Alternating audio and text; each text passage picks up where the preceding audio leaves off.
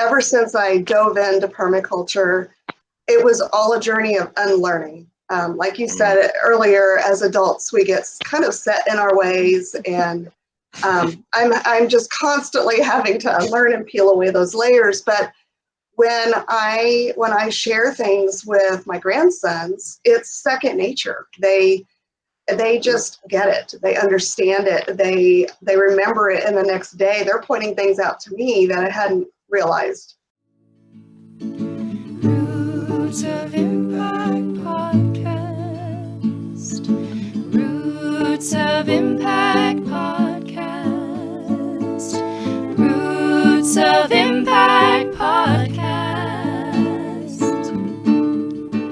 Welcome, family of the Roots of Impact podcast. Welcome to season 3. What an exciting time. We're happy to be with you again. The Roots of Impact podcast is a podcast where we interview leaders, teachers, and healers from around the world, and our objective is to gather tools to be able to empower ourselves to accelerate the positive change that we're seeing in the world. Today, we're going to cover the entire Americas. Today, we interview PermaYouth Americas facilitators, Annette, Chanel, and Allan. The PermaYouth Americas, the PermaYouth in general, is a container to empower youth to be change makers in their communities using permaculture principles of people care, earth care, and fair share. Today, Chris will be your host. Enjoy the episode. Well, thank you guys very much for being in the Roots of Impact podcast. Annette, I met you a couple of weeks ago, no? In the PermaYouth America. Yes, our first one. Yeah, that's right. Very inspiring, and Allan also he's part of PermaYouth as well, and he's also as you guys know, a host of the Roots of Impact podcast. So thank you guys very much for being here. You're welcome. Thank you. Thank you. Yeah. Thank you.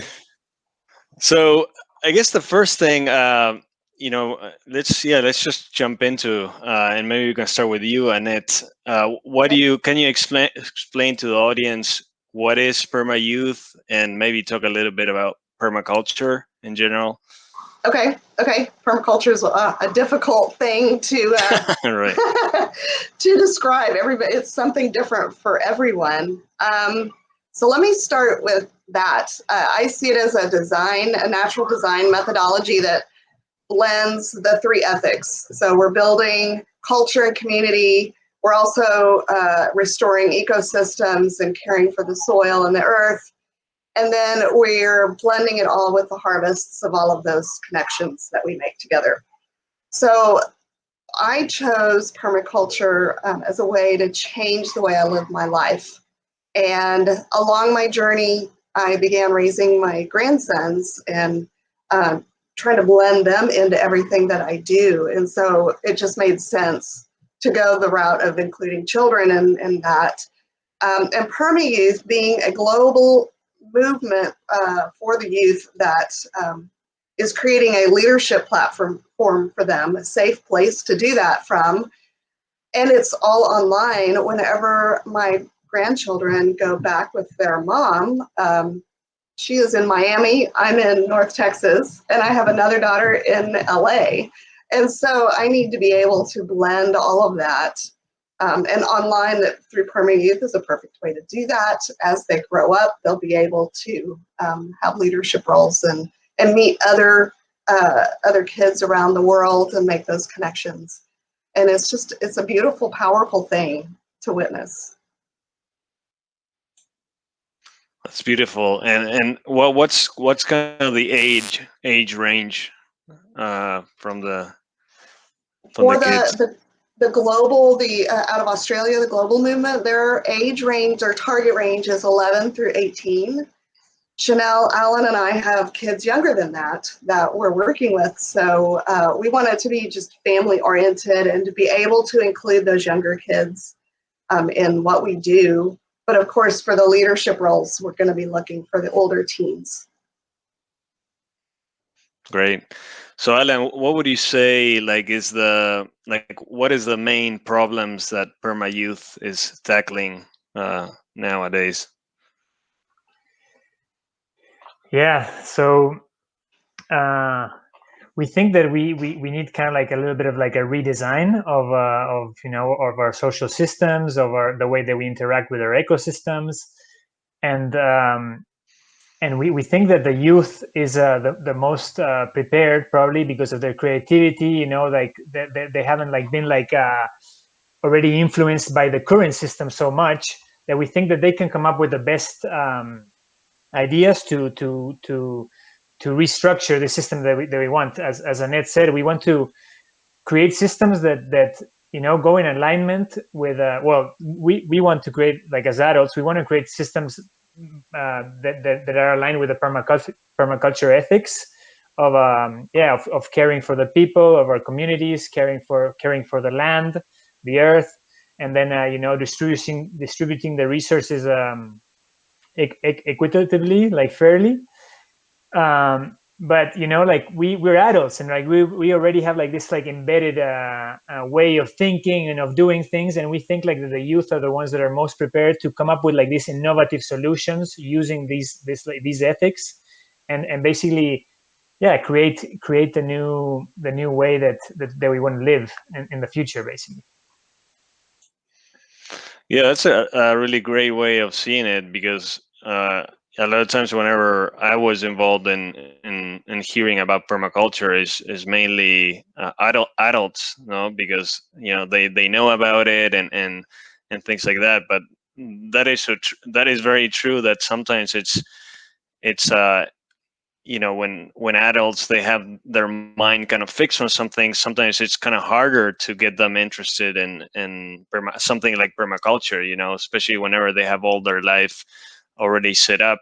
And yeah, like, it's very inspiring to see kind of kids take leadership into this. And I was very inspired in the call that you guys were a leader on a couple of weeks ago, because one of the things I was impressed the most is the teenagers. I think it was Maya one. I think it was Eve, that you asked Annette for her to do a couple of poems, and it was just so inspiring to see them, like, so, I guess, so grounded, so composed.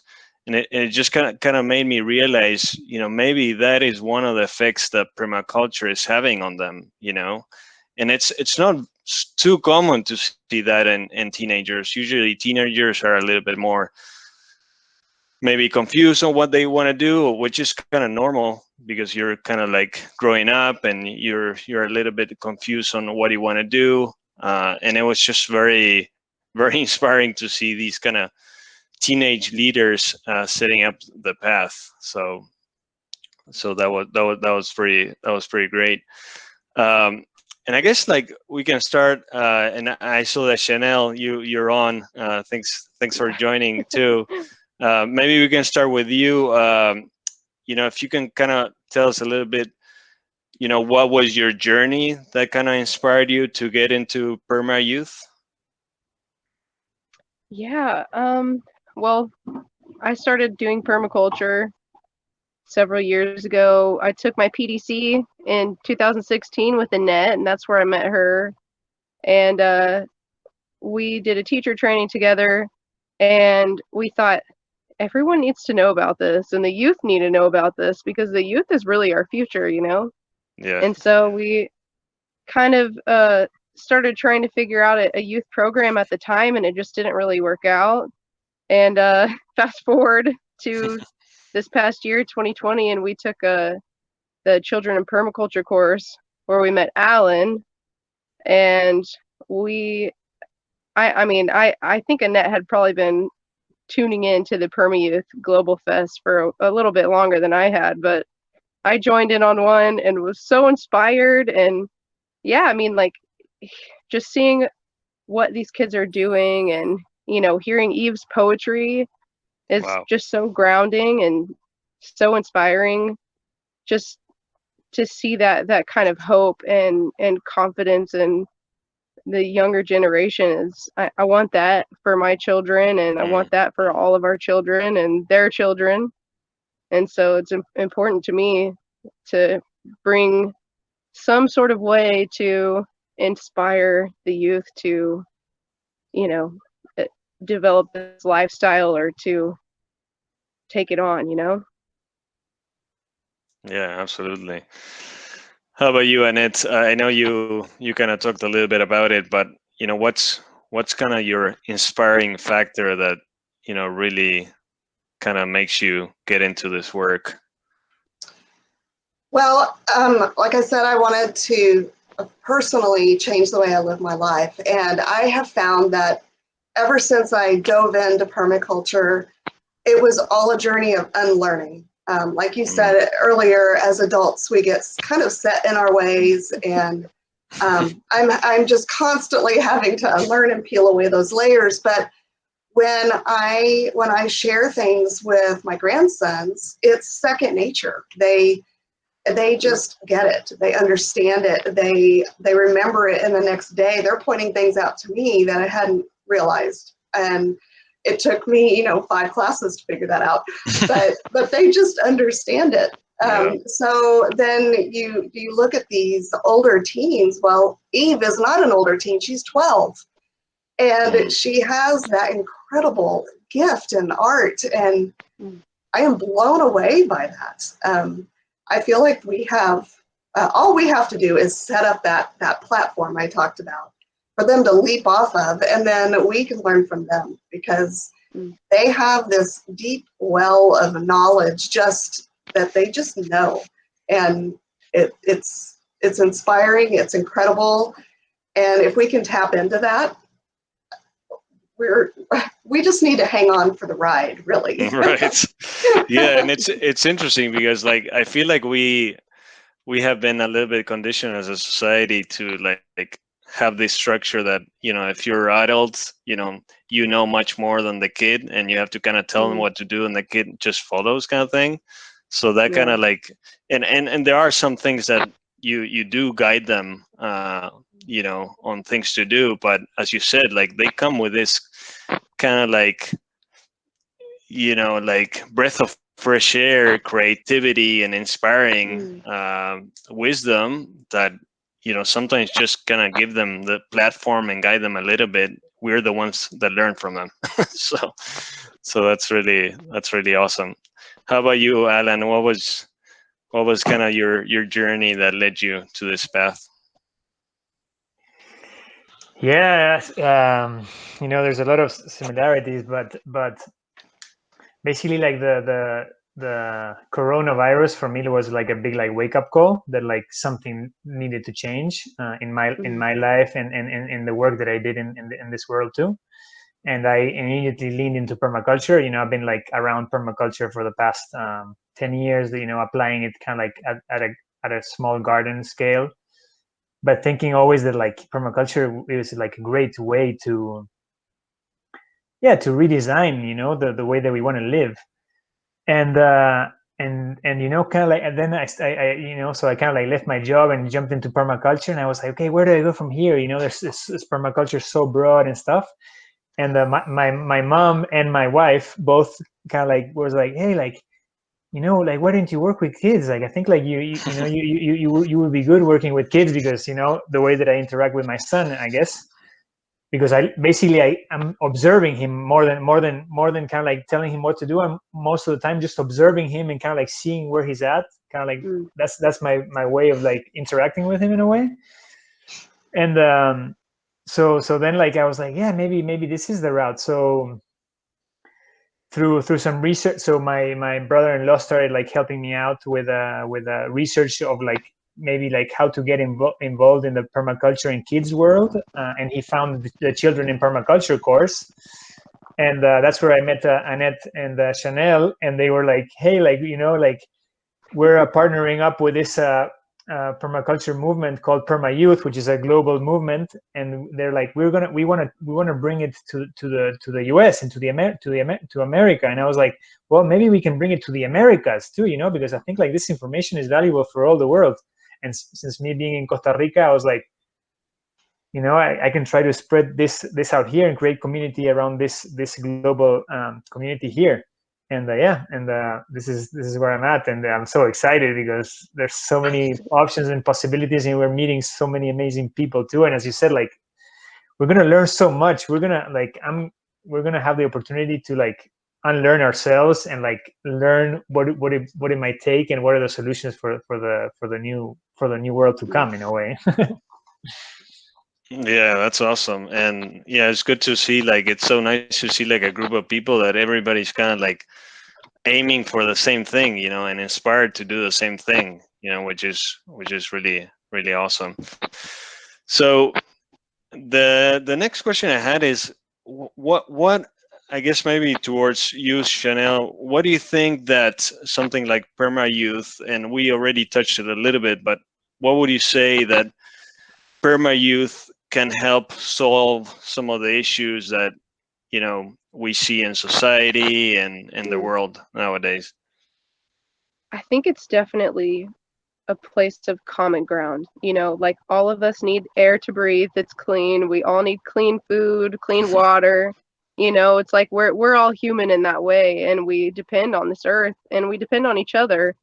And when we are practicing permaculture and bringing it into our lives, that is resilience, and that's a resilience that we all need.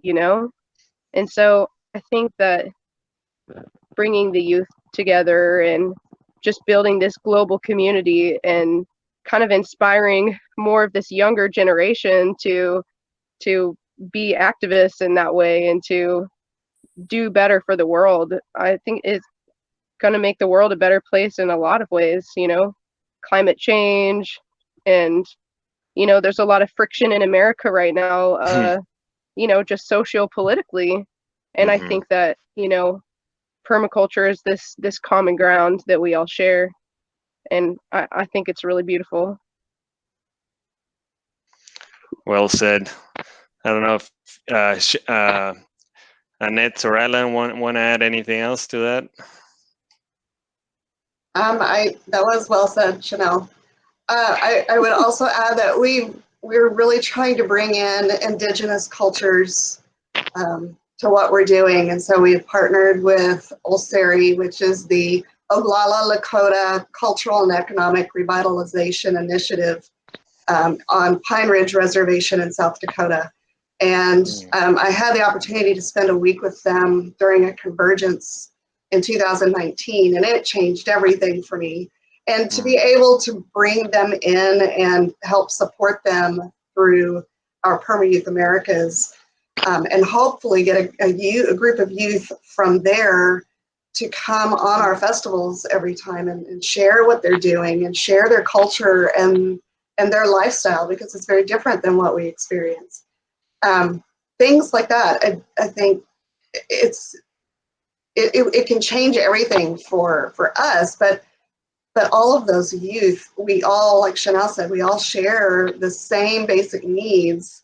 And all of these kids just innately can accept each other's culture, and what an example we need as adults in our society right now. I think they can bridge that gap for us. Indeed. And I think it brings hope too. I see a lot of the younger generation, and they don't want to have families, and they don't really have like this zest for life because they've kind of lost hope in it. There's all over the world, I think mainly in the UK, where they're having the climate strike every Friday or however often it is, and the kids are striking instead of going to school because they're thinking, for what reason there's not a future for us. And I do think permaculture brings that hope back that no, there is a future, and we're making that future together right now, and it's going to be beautiful. That's awesome. So Allan, what do you think are some of the constraints and obstacles that can be out there for this objective that PermaYouth has to achieve its goals? Yeah, so I'm seeing here in the chat first. There's a question for Annette, real fast. Where are the tribes that you talked about, Annette, located? Okay, I did see that. We're working with the Oglala Lakota tribe on the Pine Ridge reservations. It's in South Dakota, just over the Nebraska border. Hopefully that answered your question, but Ulseri is a small permaculture demonstration ranch just inside the reservation, and they're making incredible differences in trying to eventually replace their homes with earth ships. So they have a better survival rate through the winter, which is definitely not something they should be dealing with. But they're doing some wonderful things. And hopefully we will be taking a team of youth and adults up there for the next convergence. Yeah, so Chris, back to your question of like what obstacles we might encounter or the youth might encounter. So I think like probably the biggest obstacle that I can think of is what we were talking about before, right? The mindset or the mind frame that us the adults have, that we that the youth needs to kind of like in a way convince us, or we have to like, or they have to create systems that they can showcase for the adults to kind of like jump on board, and that kind of like hierarchical like setup that we have, like kind of like the adult is the one that knows, of course, like in past in the way that people lived before, like there was a lot of wisdom that the adults used to have, and they would pass it on to the younger generations. But I think since we've lost a little bit of like touch with like the natural elements and stuff like that, now like some of the wisdom that is getting passed on might not be, it's coming from a place of disconnection, I think. So we need like the youth that is kind of like more connected to kind of like the raw essence or whatever, to kind of like shine like what is really needed for the change. So we basically we want to create a space for the youth, but then we also want the adults to be on board and to help us like allow these manifestations and these creations from the youth to be part. And also, so we basically want to inspire like the adults to be facilitators as well, right? To jump on board, like what this new generation wants to do and how they think we can like solve these problems. So basically, they can all the adults can be like kind of like what we're doing, kind of like containers and guides and facilitators. But let the flowering and let the new growth come up. Like I was talking to a friend, and recently, and like we're like kind of like a little bit of like a gap generation. I feel like there was like a generation that was like a lot of production, and like consumption. And now there's a generation that is like kind of like rethinking things, but still like a little bit with like a lot of like old framework. So we're like a little bit like, in my analogy, it's kind of like we're the soil. So creating like a fertile place for we're not the flowers of the new generation. Like we're the soil, and then we're basically the composters of like everything that happened for like the new generation to come up and flower and give their fruit. That's the way that I see it. So I like that. That was good. We're the composters. That's We're good. breaking down the business. Yeah. Right. We're the bacteria. And another thing that comes to mind is like that I was thinking is, I feel like part of the issue part of the issue with this, kind of our generation and previous generation is that, we created, and I think in the States you see this a lot, this individual mentality kind of thing, right? So it's like kind of this disconnection about like I'm just going to focus on me and my direct family, try to make a living, like make money, which, I mean, it makes sense because that's kind of what they educate you for, kind of thinking of this individual mentality. You have to be best on your peers, get better grades, outperform your peers. And the more you outperform them, the more kind of reward you get, kind of thing. And so you could create these kind of mental constructs of separation, kind of thing. But I think the more that we realize that in reality we are kind of connected to each other, the same as kind of how permaculture teaches you that everything's connected and that you need to kind of work with everything, kind of thing. I think it's the same true in humans. Like, I think the more that other people are better, the more we are better ourselves. So it just kind of really makes sense. So I agree with that. So, Annette, what do you think? Allan, touched a little bit on the concept that we need adults to be kind of the containers to help children to evolve and teenagers to evolve into these kind of leaders, and we can kind of see them blossom. What do you what other things do you think like PermaYouth would need from the community, or for people listening to this, or people interested in order for PermaYouth to kind of keep on going and flower even more? I think to spread the word is right now, that's our biggest thing, is to get the word spread about what we're doing, to bring in groups of youth to participate and to share, present on our festivals, and to help us support Ulceri. And then when we're ready to take a team up there, maybe to help sponsor the youth so that we can get everybody traveled up there and collect supplies and things like that.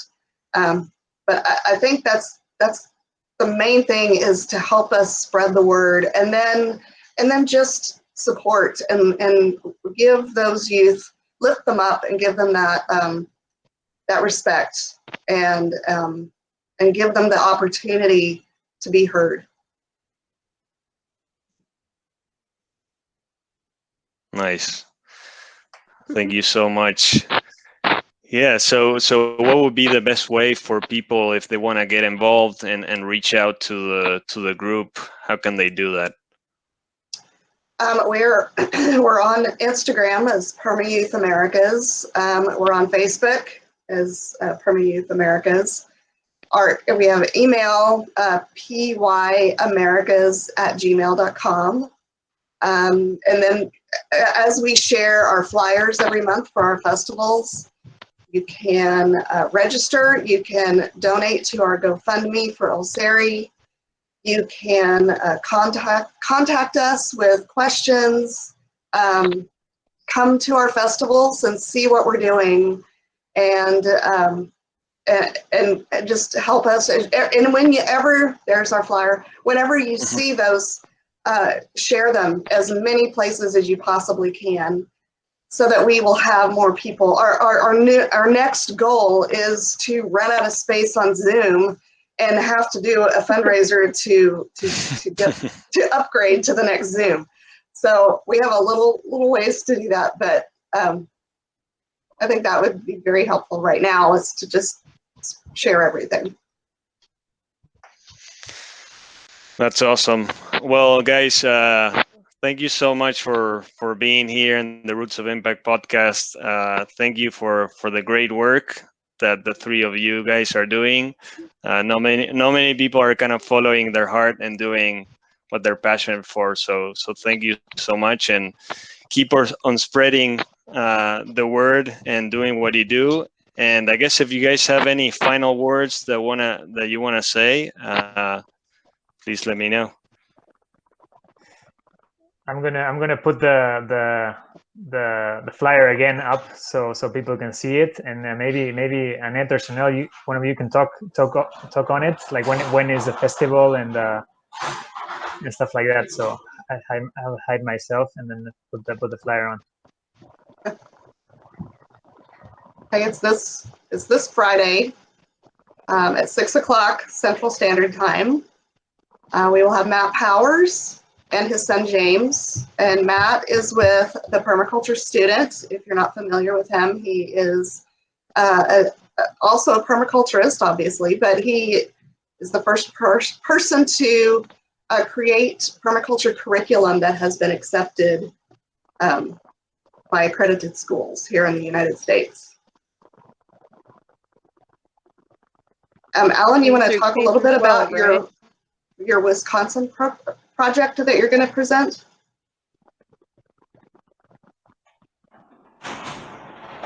Yeah. So as part of the main presentation will be with Matt on Friday. But yeah, I'm working on we're about to present. We're about to present our final PDC, and PDC means permaculture design certification. So we did our design, and we did a design on a piece of land that we're going to create an educational center for kids, where we're merging the permaculture principles with the sustainable development goals. So we'll have a 3-minute presentation of kind of like what we're doing there, and basically our goal of the presentation on Friday is that we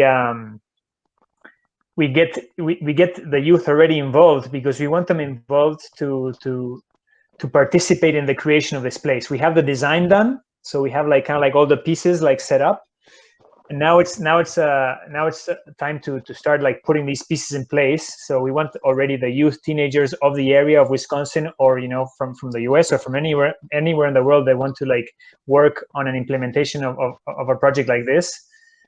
They can influence the project in the way that they see fit as well. So yeah, we welcome you to join the presentation, join the festival, and this is where we want to showcase things. So we're looking for youth to be part of our leadership team and slowly start guiding this PermaYouth Americas ship. Yes, Nice. we're ready to have them come in and start slowly taking over.